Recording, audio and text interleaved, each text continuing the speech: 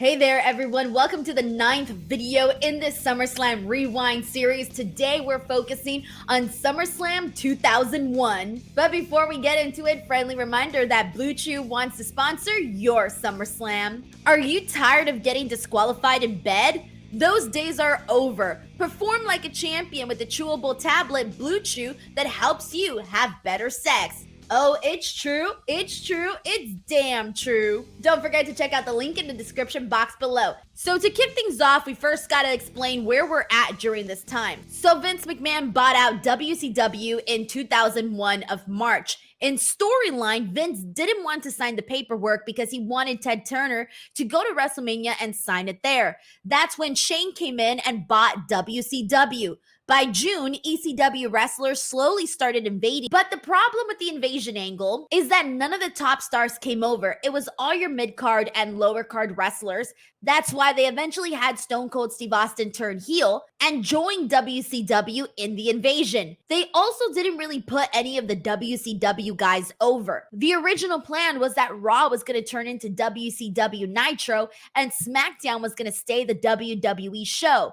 They were going to do the brand split that way, but then there was an infamous match with Booker T and Buff Bagwell, and the crowd died, and that essentially killed the brand split plans. All Vince McMahon had purchased from WCW was the IP and some of the contracts. So then we kind of missed out on a lot of really big dream matches. Like we should have been seeing Austin versus Goldberg, the NWO from the very beginning, Sting, etc. So many other big dream matches that were really missed out on. So the highlights that I want to get into, I want to start off with X-Pac defeating Tajiri for the WCW Cruiserweight Championship and WWF Light Heavyweight Championship. So both of these guys are WWF guys. Unfortunately, poor X-Pac is still getting X-Pac heat, and I'm really not even sure how that started, and I genuinely feel bad because he was always really good and very talented. So it sucks that he was the guy that essentially had this term coined after him. So throughout this entire match, you see the fans get annoyed. They're cheering for Tajiri, and they're just chanting about how much X-Pac sucks throughout this entire match. But of course, X-Pac was very good, and this match was freaking highly entertaining. I always thought that Tajiri was super unique ever since I was a kid. And of course, anytime that he would execute that tarantula, I was absolutely amazed. And so, like, even little things like his kicks, even that he made just look so much more different from like anybody else that you would see do those types of stuff or that even ever dared attempted. This was such an awesome match that I was so upset when Albert came out because I just knew he was about to ruin this match. Tajiri hit the red mist on Albert, and so X-Pac ended up hitting with the X Factor and gets the win.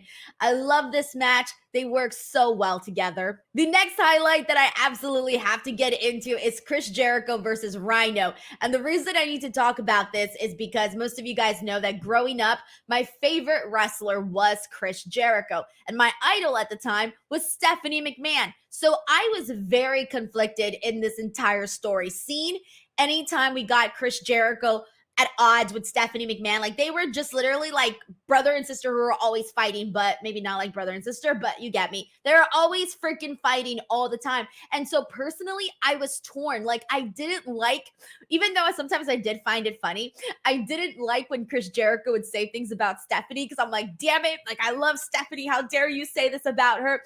But at the same time, some stuff were funny. And then I'd get mad at myself for laughing. So, and then I would get mad when Stephanie would do messed up things to Chris Jericho to try to get back at him. So I was very conflicted in this entire storyline. And really the big thing that happened during this match was that Chris Jericho ends up kissing Stephanie McMahon. And I was very confused at this at the time because I'm like, what does this mean? Does he like her? Is he just messing with her? What does the hell does this mean? Like I did not at this time in 2001 understand what the hell was going on with this entire story. Jericho wins with the Walls of Jericho. This match was fun primarily because of the story, and also Rhyno looks so freaking young here. Of course, because he was. I mean, this was, how many years ago? Like over 20 years ago. So of course he's gonna look young. But anyways, just wanted to shout that out. And the $1 billion princess leaves crying and throwing a tantrum. I always thought that Stephanie did such a good job in this role. In every role she did, she really understood the assignment. The next match that I want to talk about is Rob Van Dam SummerSlam versus Jeff Hardy in a ladder match for the WWF Hardcore Championship. Man, I loved this match. This match was absolutely perfect because it was both guys, RVD and Jeff, practically doing like 50-50 in terms of amount of bumps that they were taking. They took so many freaking bumps in this match and just had a really good flow with each other during this match. I mean, they were doing things that were just so freaking cool. You'd see both guys drop kick each other when one of them was on the ladder. You'd see RVD suplex Jeff off the top of the ladder. At one point, we see Jeff Hardy hanging from the very top, which I don't know how he's done this. He's done this a couple of times, and every time I'm like, dude. And at one point, while he's hanging, Rob Van Dam tries to kick him off, but he misses. And so it's this kind of a cool moment, even though I don't know if he was supposed to miss him or not. I think he was definitely trying to get him, but it was like trying to hit a piñata up in the air. RVD won, and of course, he was getting super over. I mean, this was part of the reason why he was over, and he was also a legit ECW guy, so that was cool to see. But Vince McMahon, as many of you guys know, never really saw or got RVD, and he never really understood why the fans were so into him, and so you never really saw him really get that true honest-to-God push. The other highlight that I want to get into is the Brothers of Destruction versus Diamond Dallas Page and Chris Kanyon in a steel cage match for the WCW Tag Team titles and WWF Tag Team titles. So there was a whole lot in here.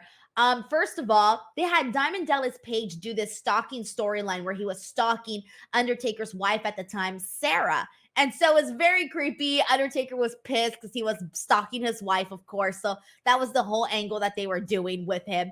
And this match was basically a squash. And the way that they laid out this match, it really felt like it was just the WWF guys trying to put the WCW guys in their place. I mean, this was an unnecessary squash. I feel that at one point where they were really just trying to embarrass them, because at one point the Undertaker even tells DDP just to go and climb out the cage. He doesn't, but I don't know. I kind of felt like this was just them trying to embarrass them. However, in a match that I totally loved for the WWF Championship, we had Kurt Angle versus Stone Cold Steve Austin. So again, Austin turned on the WWF and became the leader of the alliance. This was such a good freaking match. I loved all of the belly-to-back suplexes that Kurt Angle gave Stone Cold.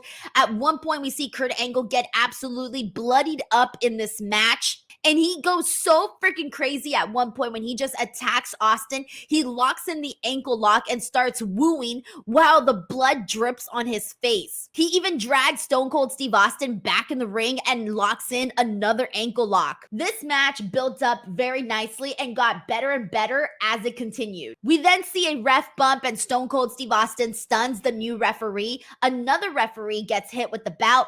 And finally, Kurt hits Austin with the angle slam, and he even gets a visual pin. But then the WCW ref goes out there and decides not to count the 3 because he said that Kurt won via disqualification due to Stone Cold Steve Austin having stunned the previous referee. So even though Kurt Angle wins, because he won by DQ, the belt didn't get to change hands. And they screwed Kurt Angle with the finish. Now, I had mentioned when I was doing my SummerSlam 2000 video that that was the first SummerSlam that I watched live, and I watched live all the other ones. So going back and watching this one brought me back exactly to how I felt at that moment when I saw Kurt Angle lose.